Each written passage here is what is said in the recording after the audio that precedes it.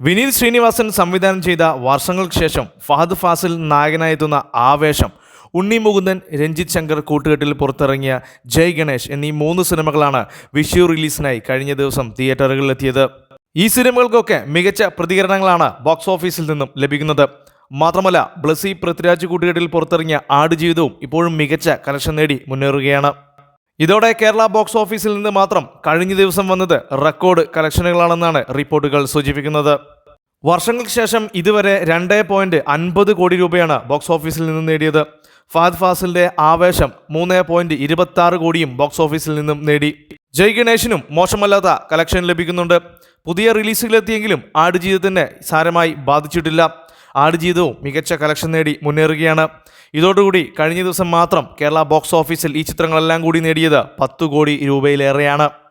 ഒരു വിനീത് ശ്രീനിവാസൻ സിനിമകളിൽ ആവശ്യമായ എല്ലാ ചേരുവകളോടും കൂടിയാണ് വർഷങ്ങൾക്ക് ശേഷം എത്തിയിരിക്കുന്നത്.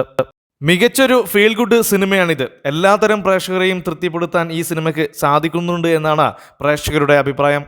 പ്രണവ് മോഹൻലാൽ, ധ്യാൻ ശ്രീനിവാസൻ, നിവിൻ പോളി, അജു വർഗീസ്, കല്യാണി പ്രിയദർശൻ, ബേസിൽ ജോസഫ്, നീരജ് മാധവ് തുടങ്ങി വലിയൊരു താരനിരയും ഈ ചിത്രത്തിലുണ്ട്.